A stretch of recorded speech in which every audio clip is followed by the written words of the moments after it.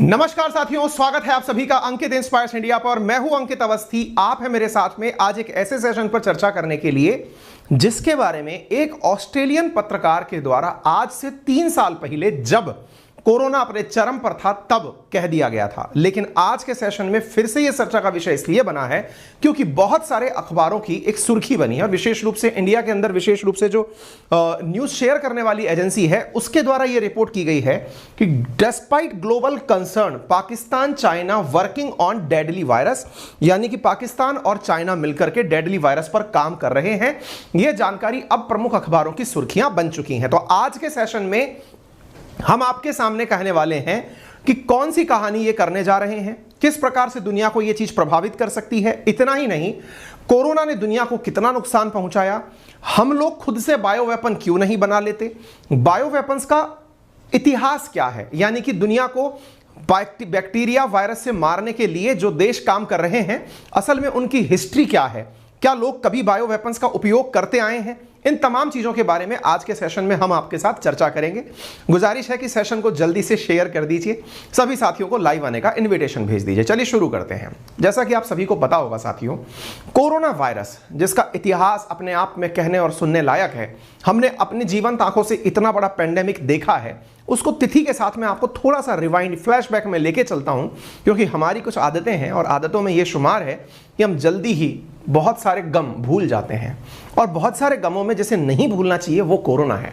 आपको याद होगा, बात है वर्ष 2019 की, जिस समय दिसंबर 8 को पहला पेशेंट मार्केट के अंदर वुहान लेबोरेटरीज के नजदीक चाइना के अंदर पकड़ा गया, यानी कि पता चला कि साहब इन्हें कोरोना है। इस घटना के तुरंत बाद दिसंबर 8 के बाद अगर आप तिथि पर गौर करते चलें तो China alert WHO about pneumonia cases on 31st of December at that 2019। जनवरी 1 के दिन वुहान के होलसेल सी फूड मार्केट को पूरी तरह शट डाउन कर दिया गया। तिथियों को अगर नोटिस करें, 7 दिन के अंदर दुनिया ऐसे बदल रही थी। सबसे पहले कोविड-19 वायरस के बारे में जनवरी 7, 2020 को पता चल गया था। जनवरी 11 के दिन पहली डेथ चाइना के अंदर हो चुकी थी और यह आंकड़ा इतना तेजी से आगे बढ़ रहा था कि जनवरी 29 को डेथ 132 कोरोना से हो चुकी थी, यानी कि मात्र 2 महीने के भीतर 6000 से ज्यादा कोरोना के लोग संक्रमित हो गए थे। ये मैं क्यों बता रहा हूं, एक बार फ्लैशबैक में लेके जा रहा हूं ताकि आपको यह पता रहे कि कोरोना ने कितनी तबाहियां मचाई। आप कहेंगे सर मत बताओ, हमने भी किसी अपने को उस दौरान खोया है। अगर आप इस बात से संजीदा हैं तो इस घटना को आपको उतना ही सिंसियरली सुनना चाहिए, इसलिए मैं आपको कुछ बातें जल्दी से फ्लैशबैक में लेकर चलता हूं। देखिए साथियों, तिथियों को अगर गौर करें 2019 में इसी कारण कोविड-19 वर्ड यूज किया गया था। उसके बाद थाईलैंड, जापान, ये वो शुरुआती देश थे जिनके अंदर कोरोना के बारे में जानकारी सबसे पहले पता चली। भारत में पहला केस 30 जनवरी 2022 को केरला के अंदर पकड़ा गया, यानी नवंबर में शुरू हुआ कोरोना वायरस, जनवरी तक पहुंचते पहुंचते इंडिया पहुंच गया और WHO ने कोरोना वायरस आउटब्रेक को एक ग्लोबल इमरजेंसी जनवरी 31, 2020 को डिक्लेयर कर दिया। जनवरी के बाद में पेंडेमिक की घोषणा मार्च 11 में होती है। WHO इसे पूरी तरह से पेंडेमिक डिक्लेयर कर देता है। अमेरिका के तत्कालीन राष्ट्रपति डोनाल्ड ट्रंप के द्वारा इस वायरस को चाइनीज वायरस पुकारा जाना शुरू हुआ। WHO ने चीनी बोलने पर कहा कि आप इसे चाइनीज वायरस के नाम से ना पुकारें। हो सकता है कि यह वायरस भले ही वहां से आया हो लेकिन इसके नाम के साथ चाइना शब्द ना जोड़ें। यही कारण है कि कोविड-19 शब्द में चाइनीज शब्द मिसिंग है। हालांकि उसके अलावा बहुत सारे जापानीज बुखार आपने सुना होगा लेकिन चाइनीज वायरस आप नहीं सुन पाए। डोनाल्ड ट्रंप ने अपने लेवल पर खूब प्रयास किया, अपने जहां तहां ट्वीट्स जितने भी हैं, अगर आप मार्च में इनके ट्वीट्स देखते हैं तो इन्होंने सब जगह चाइनीज वायरस, हर जगह चाइनीज वायरस वर्ड यूज किया, यानी दुनिया को यह बताने में कोई कसर नहीं छोड़ी कि वायरस चाइना से निकलकर आया था। WHO के ऑफिशियल्स ने US प्रेसिडेंट को इस बात के लिए वार्न भी किया कि आप इस वायरस को चाइनीज वायरस ना बोलें। अमेरिका और तत्कालीन ट्रंप सरकार इस बात को लेकर पूरी तरह कन्विंस थी कि यह वायरस वुहान लेबोरेटरी यानी कि चाइना के द्वारा निर्मित है। डोनाल्ड ट्रंप ने WHO को इतना तक धमका दिया कि यदि आपने चाइना के खिलाफ कोई एक्शन नहीं लिया कोरोना वायरस के केस में तो मैं आप लोगों को फंडिंग देना बंद कर दूंगा। ट्रंप के इन तमाम धमकियों के बावजूद भी कुछ असर ना हो सका। दुनिया में यह मैसेज सेट हो चुका था कि कोरोना वायरस की उत्पत्ति चाइना से हुई है, यानी कि वुहान लेबोरेटरीज ही इसके लिए जिम्मेदार हैं। और इस बात को ध्यान में रखते हुए एक पोल भी निकल कर आया जिसमें यह पता चला कि दुनिया के अधिकांश मेजॉरिटी में लोग यह मानते हैं कि वायरस चाइना से ही निकला था। हालांकि चाइना वालों ने बहुत ज्यादा क्लेम यह भी किया कि वायरस की उत्पत्ति इंडिया से भी हो सकती है, दुनिया के अन्य देशों से भी हो सकती है। चाइना के वायरोलॉजिस्ट ने खुद यह क्लेम किया कि उसके पास ऐसे प्रूफ हैं कि यह वायरस वुहान लैब से बनाया गया था। चाइना के ही वायरोलॉजिस्ट ये सब बातें बोल रहे थे। यहां पर एक और नेचर नामक जो मैगजीन है उसमें भी ये बात छप करके आई इस साल की Wuhan market was the epicentre of pandemic, यानी कि सब तरफ से यह बात प्रूव होती है कि चाइना के पास से ही कोरोना का ओरिजिन हुआ था, भले ही उसने अपना हाथ झाड़ने का खूब प्रयास किया हो। लेकिन इतना डेडली वायरस आ कैसे गया, यह तब से लेकर आज तक विषय है चर्चा का। बहुत से लोगों का कहना है कि चाइना ने इस प्रकार के वायरस का निर्माण अपनी लेबोरेटरी में किया था और उसी से डरे हुए लोग अब यह मानते हैं कि क्या यह वायरस बनाने के लिए निरंतर प्रयास कर रहा है, क्योंकि यह वायरस बहुत सारे लोगों की जान ले चुका था। मेरे प्यारे साथियों, आपको मालूम होगा हम सभी लोग कोरोना काल के अंदर ग्लोबल शटडाउन से गुजरे हैं, एक पेंडेमिक को देखा है। आंकड़ों की अगर बात करें तो कोरोना के कुल केसेस दुनिया में 63.8 करोड़ रहे, जिनके अंदर जो मौत थी वो 66 लाख से अधिक लोगों की पूरी दुनिया के अंदर कोरोना से मौत हुई है। दुनिया में अमेरिका जहां सबसे ज्यादा प्रभावित देशों में शामिल था, इंडिया सेकंड हाईएस्ट प्रभावित देशों में वर्ल्ड के अंदर रहा है। ये सारी वो चीजें हैं जो कोरोना दुनिया को एज ए सेटबैक देके गया है। 200 मिलियन से ज्यादा लोगों ने जॉब खोई है, 108 मिलियन से ज्यादा लोग पुअर से एक्सट्रीम पुअर में बन गए हैं, ऐसा यूएन का कहना है। IMF की अगर बात माने तो पूरी दुनिया को 12.5 ट्रिलियन डॉलर का इस कोरोना की वजह से नुकसान हुआ है। आप अंदाजा लगा सकते हैं, एक ऐसी बीमारी जिसका कोई पूर्व या पास्ट कुछ भी नहीं है, जिसके बारे में कोई जानकारी नहीं है, वो अचानक आती है, पूरी दुनिया को हिलाकर चली जाती है। स्थितियां ऐसी बिगड़ती चली गई कि एजुकेशन सिस्टम में लगभग 1.38 बिलियन लोगों ने कोविड से इंपैक्ट होते हुए अपनी पढ़ाई छोड़ दी। कोविड-19 पैंडेमिक के कारण 25% prevalence of anxiety and depression world wide होने लगा, यानी दुनिया के अंदर सोच की बीमारी, मेंटल ट्रॉमा आने लगा। ये सब कोविड के दिए हुए सेटबैक्स हैं। अब आप पूछेंगे कहना क्या चाहते हो? भाई साहब, मैं केवल इतना कहना चाहता हूं कि हम सब ने इतना दर्द देखा है। आज की न्यूज पढ़ने से पहले मैंने आपके थोड़े घाव हरे कर दिए हैं, क्योंकि इन घावों के हरे होने के बाद में आप शायद आज की न्यूज को गंभीरता से सुन पाए। आपके मन में बहुत सारे प्लान आए होंगे, बहुत सारे विचार आए होंगे। सबसे बड़ी तो बात ये कि साहब, अगर कोरोना दुनिया में आया था, कोरोना जैसा पेंडेमिक कोई और आ जाए तो हमारी सबकी अपनी अपनी लर्निंग्स हैं। आप में से और मुझ में से बहुत सारे लोग ये बात अब मानने लगे हैं कि कोरोना जैसी बीमारी का इलाज तो पता नहीं है या नहीं, लेकिन इस जीवन का कुछ नहीं पता है। ये कितने दिन का है, कब गेम खत्म हो जाए, हम सब लोग इस तरह के अध्यात्म की तरफ चले गए। हमको ये सब चीजें जो आसपास की मोह माया है, ये नश्वर लगने लगी है। आप और हम बहुत सारी चीजों में लेकर के एक प्रकार का अलग ही थॉट प्रोसेस आज के यूथ में जनरेट हो गया है। आप में से बहुत सारे लोगों ने उस दौरान बहुत सारे रीति रिवाजों को बाईपास होते देखा है। आपने बहुत सारे शवों को मुर्दा घरों के अंदर बिना किसी भी व्यक्ति के या फिर परिवारजनों के जलते और दफन होते देखा है। यानी इंसान ने इंसानी सभ्यता का सबसे विकृत रूप इस दौरान देखा। अब चूंकि हम सब कुछ इतना देख चुके हैं, अपने सब की कुछ ना कुछ फीलिंग्स हैं और उन्हीं फीलिंग्स को वापस नहीं दोहराना चाहते। हम नहीं चाहते कि गंगा नदी के अंदर लाशें तैरती हुई दिखें। हम नहीं चाहते कि बहुत सी लाशें यूं ही अधजली रह जाएं।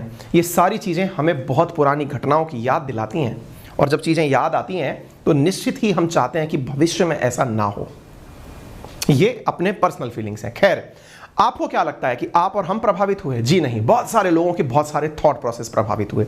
इसी बीच में बिल गेट्स, जो कि दुनिया के one of the top richest person लंबे समय तक रहे हैं, उन्होंने अपने विचार भी साझा किए उन्होंने, और विचार साझा करते हुए उन्होंने कहा कि अगर भविष्य में कभी कोई पेंडेमिक आएगा तो उससे कैसे बचा जाए।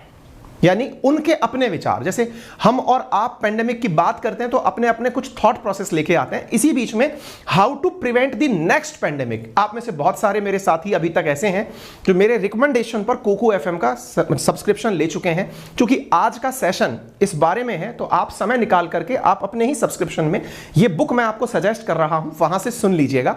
और यदि आप में से किसी ने अभी तक सब्सक्रिप्शन कोको एफएम का नहीं लिया है, जो कि मात्र ₹399 का साल भर का है, जिसमें 10,000 से ज्यादा किताबें 7 अलग अलग भाषाओं में ऑडियो बुक के रूप में उपलब्ध हैं, जिसमें आपको कोई हिंदी, इंग्लिश और आपकी रीजनल लैंग्वेज में सुनाने के लिए उपलब्ध है। आप अगर चाहें तो मेरा रेफरल कोड अंकित 50 यूज करके मात्र ₹199 में साल भर के लिए आप यह किताब अपने पास एज ए सब्सक्रिप्शन यूज कर सकते हैं। आपको प्ले स्टोर पर यह बुक मिल जाएगी। तो बिल गेट्स का मानना है कि कैसे बचा जाए पेंडेमिक से, ये इनका अपना थॉट प्रोसेस है। इस बुक को आप सुन सकते हैं, इस समय उपलब्ध है। इतना ही नहीं, बहुत सारी बुक्स, चाहे वो मोटिवेशन की हो, चाहे वो स्टोरी टेलिंग की हो, इवन इंडियन हिस्ट्री की हो, या फिर लव, रोमांस और मजाक की हो, वो बहुत सारी किताब यहां पर आपके लिए उपलब्ध है। आप कुफू एफएम से उन्हें समय निकालकर सुन सकते हैं। और सबसे इंटरेस्टिंग फीचर जो अब डेवलप हुआ है वो ये है कि अगर आपको कोई बुक सुनते हुए लगता है कि मुझे कुछ लिख लेना चाहिए, तो यहां पर चैप्टर वाइज नोट्स की फैसिलिटी है। स्लीप मोड बटन भी है, जिसका यूज करके आप 1 घंटे बाद कान में ईयरफोन लगा के कहीं सो गए तो ये स्वतः ही बंद हो जाएगा। ड्राइव मोड भी है कि आपके ड्राइविंग के समय यह आपको कॉपरेट करेगा। ये सब चीजें आपको मिलती हैं ₹199 में। लिंक कमेंट बॉक्स में और डिस्क्रिप्शन में दिया गया है। आप मेरा रेफरल कोड यूज करके पहले 250 यूजर बन के आप इसे ₹199 में प्राप्त कर सकते हैं। चलिए आगे बढ़ते हैं। अब जब हमने ये सारा दर्द सुन लिया, दर्द के साथ अपने विचार सुन लिए, तो आज की घटना क्या है अब वो भी सुन लीजिए। पाकिस्तान और चाइना की रिसर्च लैब आपस में मिलकर के ये डेडली वायरस बना रही हैं। अब आप जैसे ही ये न्यूज सुनते हैं, आपको पुराना दर्द तो याद आता ही है और एक अंदर से मतलब एक प्रकार का गुस्सा अंदर पैदा होने लगता है कि यार ये चल क्या रहा है, क्या इतने लोग मर गए, वो कम थे क्या? जी शायद कम थे। तभी ये जो लेबोरेटरीज की रिपोर्ट्स हैं ये निकलकर बाहर आ रही हैं। अब आप पूछेंगे ऐसा आप कैसे कह सकते हैं? साथियों, असल में चाइना के द्वारा पाकिस्तान के रावलपिंडी में, इस्लामाबाद के नजदीक एक शहर है रावलपिंडी, वहां पर बायोसेफ्टी लेवल 4 लैब के अंदर काम किया जा रहा है। देखिए पहले यह समझ लीजिए, बायोसेफ्टी के अलग अलग लेवल्स होते हैं, लेवल 1, लेवल 2, लेवल 3, लेवल 4। जो लेवल 4 की लेबोरेटरीज होती हैं, सामान्यतया यह माना जाता है कि उनमें सबसे खतरनाक वायरस, बैक्टीरिया, एल्गी, फंजाई, इनके बारे में रिसर्च चल रही होती है। और इतनी हाईटेक लेबोरेटरी पाकिस्तान की सेना के पास है, तो स्वाभाविक सी बात है कि सेना अगर अपने पास कोई लैब रखेगी तो वो आम जन का विकास करने के लिए तो नहीं रखेगी, उसका मिलिट्री पर्पज होगा या मिलिट्री का उत्थान होगा। स्वाभाविक सी बात है। अदरवाइज शहर की या देश की कोई और एजेंसी इस काम को कर रही होती। जैसे इंडिया के अंदर डीआरडीओ भी काम करता है, तो इंडिया के अंदर सीएसआईआर लेबोरेटरीज भी काम करती हैं। जब जहां डीआरडीओ की बात आती है तो डीआरडीओ डिफेंस को लेकर के ही काम करता है ना, कि अगर हम कुछ कर रहे हैं तो हमारे डिफेंस पर्सनल को कैसे ज्यादा टेक्नोलॉजी में अपलिफ्ट किया जा सके, यही मोटिवेशन होता है। एग्जैक्टली यहां पर पाकिस्तान की लैब बायोसेफ्टी लेवल 4 लेवल की लैब में चाइना के साथ मिलकर के जो डेवलपमेंट का कार्य कर रहा है, उसकी रिपोर्ट निकलकर आई जियोपॉलिटिक की रिपोर्ट के अंदर। एक न्यूज चैनल है, उसने सबसे पहले इस रिसर्च को बाहर निकाला और उन्होंने कहा कि पाकिस्तान के अंदर ये बायो वेपन बना रहे हैं एक ऐसी लेबोरेटरी में जिसकी सुरक्षा इतनी जबरदस्त है कि वहां मिनिमम लोगों का एक्सेस है। बहुत से लोग केवल इतना जानते हैं कि यहां चाइनीज और पाकिस्तानी फोर्सेस मिलकर काम कर रही हैं। इस लोकेशन को काफी ज्यादा छुपाया जाता है, लेकिन इतने ज्यादा छुपाई गई लोकेशन है, फिर भी ऑब्वियस सी बात है कि आप कितनी चीजें कब तक छुपाएंगे। चाइनीज का इन दिनों पाकिस्तान में आना जाना काफी ज्यादा हो गया है, लेकिन इसके बावजूद भी यदि डिफेंस के सेक्टर में चाइनीज दिखाई देंगे तो लोगों की आंखें पता चलेंगी। वुहान इंस्टीट्यूट ऑफ वायरोलॉजी, वो भी एक इसी प्रकार की बायोसेफ्टी लैब थी जहां से इस प्रकार की चीज निकलकर पहली बाहर आई थी। अब ये जो मैप है शायद ब्लर होने की वजह से आपको दिखाई ना दे रहा हो, इस्लामाबाद के नजदीक रावलपिंडी में ये लोग मिलकर के, जैसे अपने यहां पर डीआरडीओ है ना, ऐसे पाकिस्तान के अंदर defence science and technology organisation है डेस्टो के साथ मिलकर के इस कार्य को किया जा रहा है। यह जानकारी यहां पर बाहर है। इसका मतलब यह हुआ कि ये लोग मिलकर के कुछ गंभीर कार्य कर रहे हैं, यानी दुनिया को फिर से संकट की तरफ ले जा रहे हैं। लेकिन आपके मन में एक क्यूरियोसिटी और क्रिएट होने लगेगी, और वो क्यूरियोसिटी ये कि इसका इतिहास क्या है। यानी कि पहली बार हमारी पीढ़ी ने तो अभी देखा, यानी आपने और हमने कोरोना को ही देखा है। इससे पहले क्या कभी बायो वेपन्स का उपयोग हुआ था? आइए मैं आपको बताता हूं। साथियों, सन 1397 में पहली बार मंगोलिया की सेना के द्वारा बायो वेपन्स का उपयोग किया गया था। अगर हम WHO की बात माने तो बायो वेपन्स की एक निश्चित परिभाषा है। परिभाषा यह है कि जब बैक्टीरिया, वायरस और फफूंद जैसे संक्रमणकारी तत्वों का इस्तेमाल जानबूझकर इंसानों को संक्रमित करने के लिए किया जाता है तो उन्हें जैविक हथियार की श्रेणी में रखा जाता है। चूंकि सबसे ज्यादा प्रयोग वायरस का होता है, इसलिए क्योंकि यह सबसे कम समय में ज्यादा से ज्यादा क्षति पहुंचाने की क्षमता रखते हैं। आप जानना चाहेंगे कि मंगोलिया की सेना ने इसका उपयोग कैसे किया था। साथियों, प्राप्त जानकारी के अनुसार वर्ष 1347 में मंगोलिया की सेना के द्वारा प्लेग से संक्रमित शवों को लेकर के ब्लैक सी के किनारों पर फेंक दिया गया था। ब्लैक सी जो वर्तमान में भी रशिया, यूक्रेन, टर्की, इन सब के बीच में बड़ा ही चर्चा का विषय है। याद होगा, उसी को ही आजकल युद्ध का हॉटस्पॉट बनाया हुआ है। यहां पर मंगोलियाई सेना के द्वारा ब्लैक सी में प्लेग से संक्रमित शवों को फेंक दिया गया था, जिसकी वजह से बहुत जबरदस्त डेथ फैल गई थी, जिसे ब्लैक डेथ नाम दिया गया था। 4 साल के अंदर, क्योंकि ब्लैक सी के बाद यूरोप शुरू हो जाता है, क्योंकि यूक्रेन वाला जो एरिया है वहीं से पूरा ग्रीस वगैरह जो एरिया है वहां से यूरोप शुरू हो जाता है। यूरोप के अंदर लगभग 2.5 करोड़ जानें इस ब्लैक डेथ के कारण गई थी। आप इससे अंदाजा लगा सकते हैं, यानी प्लेग से सड़ा हुआ शव पानी में फेंकने से आप अंदाजा लगाइए कितना भीषण उस समय के हिसाब से। आज अगर आप कोरोना की बात करते हैं, आप मल्टीपल्स में लाइन लगाइए, उस समय जनसंख्या भी कम हुआ करती थी। सन 1710 के प्राप्त आंकड़ों के अनुसार स्वीडन की सेना ने रूसी फौज के साथ एस्टोनिया के तालिन में घेरकर उन पर प्लेग से संक्रमित शव फेंके थे। वहीं 1763 के अंदर ब्रिटिश सेना ने पिट्सबर्ग में डेलावेयर इंडियन को घेरकर चेचक वायरस से संक्रमित कंबल फेंके थे, जिसकी वजह से लोगों को चेचक हो गया था। इतना ही नहीं, जब वर्ल्ड वॉर चला तो उस दौरान भी जैविक हथियारों का उपयोग किया गया। पहले विश्व युद्ध में जर्मनी ने एंथ्रेक्स नामक जैविक वायरस का उपयोग किया था।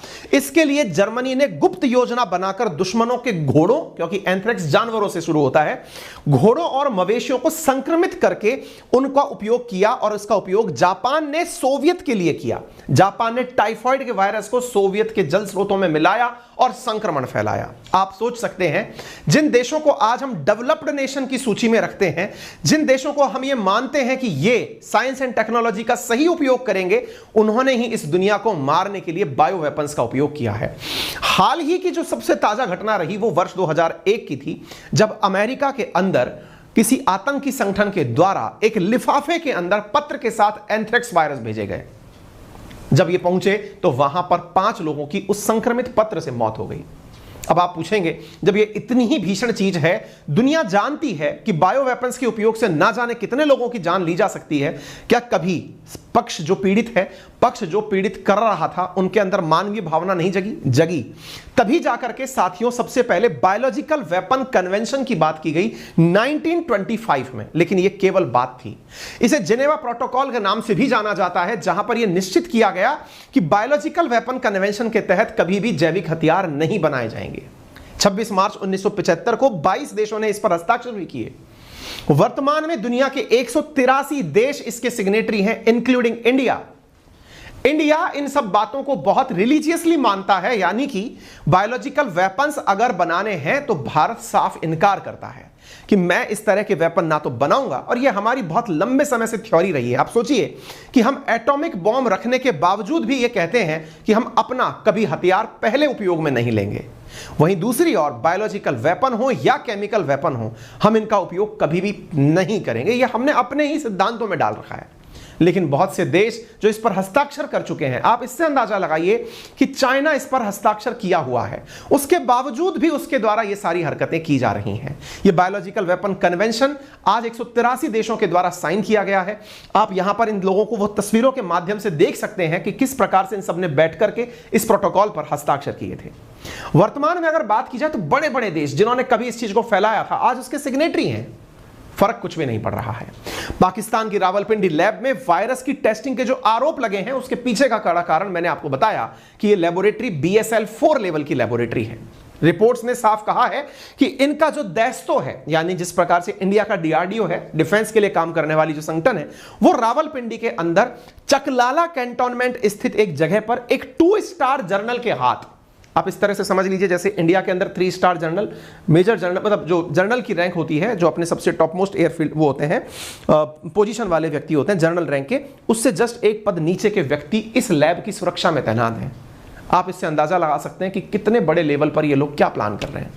फिर आपका दिमाग इस तरह से दौड़ने लगेगा, कर क्या लेंगे ऐसा, चाइना प्लान इनके साथ क्यों कर रहा है, क्योंकि इनकी इंटीग्रिटी पहले ही डाउटफुल है। भाई ऑब्वियस ही बात है, कल को अगर पाकिस्तान के पास से कोई भी वायरस बाहर निकलता है, चाइना को तो बहुत नुकसान हुआ, लोगों ने बहुत तरीके से वहां पर सैंक्शन लगाने की बात करी, आज तक वो पीड़ित है अपने लोग मार करके, लेकिन पैसे में अगर पाकिस्तान को बेचा जा सकता है तो बेच दिया गया। और ऐसी स्थिति में इनका उपयोग करके बायोलॉजिकल वेपन्स बनाने से चाइना को कोई नुकसान नहीं है। जैसे चाइना ने वर्तमान में अपनी मिसाइल्स और न्यूक्लियर वेपन के लिए एक सैटेलाइट सिटी नॉर्थ कोरिया बना रखी है, ऐसे ही अपने बायोलॉजिकल वेपन्स और केमिकल वेपन्स के लिए एक सैटेलाइट सिटी पाकिस्तान को बना रहा है, जिसका असर आप सबको पता है। अब आप पूछेंगे पाकिस्तान क्या ऐसा कर सकता है? जनाब, नॉर्थ कोरिया को न्यूक्लियर वेपन देने वाला यही था। हाल ही में प्राप्त जानकारियों के अनुसार यूक्रेन को भी डर्टी बॉम्ब बनाने का सीक्रेट यही दे सकता है। अफ्रीका के लीबिया जैसे तानाशाहों को इन्होंने अपने द्वारा न्यूक्लियर बॉम्ब के सीक्रेट्स बेचने का काम किया है, तभी तो इनके यहां पर न्यूक्लियर बॉम्ब बनाने वाले व्यक्ति को सरकार ने ही गिरफ्तार किया था। पाकिस्तान की इंटीग्रिटी दुनिया जानती है। अब ऐसी स्थिति में इसी चीज का, जैसे होता नहीं है कि अरे छोड़िए ये तो ऐसा है, ये तो ऐसा कर ही सकता है, यानी कि उसने ऐसा कर दिया, हाँ वो तो कर सकता था, तो अब उसके इसी फेम का फायदा उठा करके, क्योंकि बदनामी में भी नाम है, और उसी नाम का फायदा उठा करके पाकिस्तान के हाथों यह काम करवाया जा रहा है। मैं आपको बता दूं कि दुनिया में जो 4 प्रकार की लेबोरेटरीज हैं, BSL-1, BSL-2, BSL-3, BSL-4, दुनिया में बायोसेफ्टी नॉर्म्स के आधार पर इन्हें इसी प्रकार से डिस्ट्रीब्यूट किया जाता है। जो BSL-4 प्रकार की लेबोरेटरीज, बायोसेफ्टी लेवल की जो लेबोरेटरीज होती हैं, ये मैक्सिमम कंटेनमेंट, यानी इनके अंदर बहुत हाई रिस्क एजेंट्स का रिसर्च किया जाता है, जैसे कि इबोला वायरस टाइप का। अब आप पूछेंगे सर ये लेबोरेटरीज फिर बनाई क्यों जाती हैं? स्वास्थ्यिकता में तो कहा यह जाता है कि इतनी घातक बीमारियां दुनिया में आ गई हैं तो हम उनका इलाज ढूंढ रहे हैं। उदाहरण के लिए जब कोरोना वायरस का इलाज ढूंढा गया था तो भी तो इसी प्रकार की लेबोरेटरीज बनाई गई थी। क्यों? क्योंकि वायरस को आप ऐसे ही लैब में रख करके रिसर्च करते हैं, इसका संक्रमण कैसा होगा, इसका मल्टीप्लिकेशन कैसा होगा, इसके आरएनए के अंदर क्या खासियत होंगी, उन सारी बातों का रिसर्च ऐसे ही चीजों पर किया जाता है। अब यही चीज आपके सामने है, पाकिस्तान जो कर रहा है वो दुनिया के सामने है। साथियों, माना जा रहा है कि कोरोना से कईयों गुना खतरनाक वायरस बनाने की तैयारी ये लोग कर रहे हैं। खैर, होप फॉर द बेस्ट। हम तो यही मानते हैं कि आने वाली दुनिया इस चीज से भी लड़ जाएगी। चाइना पाकिस्तान की सीक्रेट डील के बारे में दुनिया को जो सबसे पहले जानकारी दी गई थी वो 2020 के अंदर ऑस्ट्रेलिया के एक पत्रकार ने अपनी इन्वेस्टिगेटिव जर्नलिज्म के माध्यम से जानकारी दी थी। ये वो व्यक्ति है जिसने सबसे पहले ये बात कहा था, इसका नाम क्लैन है, और इसने कहा था कि ये दोनों लोग मिलकर के दहशतों की मदद से इस प्रकार का निर्माण करेंगे। तब लोगों ने इस बात का विश्वास नहीं किया। अब ये चीजें रावलपिंडी में होती हुई दिखाई दे रही हैं। आने वाले समय पर देखना होगा कि दुनिया कहां पहुंचेगी। फिलहाल के लिए यही मानते हैं कि दुनिया लड़ना तो सीख ही चुकी है और सीख जाएगी। बाकी बिल गेट्स के अनुभव आज ही सुन लीजिए, क्योंकि मेरे कहने से आप में से बहुत सारे लोगों ने ऑलरेडी कुको एफएम का सब्सक्रिप्शन लिया हुआ है। बाकी जो लोग अभी तक सब्सक्राइब नहीं किए हैं, मैंने लिंक कमेंट बॉक्स में दिया है। रेफरल कोड अंकित 50 है, अभी जाइए और 199 रुपीज में 10,000 से अधिक ऑडियो बुक्स को सुनने का सब्सक्रिप्शन प्ले स्टोर से प्राप्त कर लीजिए। Thank you so much. अपना ख्याल रखें और सेशन को जितना ज़्यादा हो सके लाइक करें, क्योंकि आपके लाइक करने से ये और लोगों को लगता है कि हाँ, शायद मेहनत करके इकट्ठा किया गया कंटेंट है। और अपना प्यार हमें सब्सक्राइब करके यूं ही बांटते रहिए। धन्यवाद। इस कंटेंट की PDF मैं अपने Telegram channel GK by Ankit Awasthi sir, जो वेरीफाइड अकाउंट है, और अंकित अवस्थी सर के नाम से भी जो वेरीफाइड अकाउंट है, यहां पर आपसे साझा करूंगा। धन्यवाद।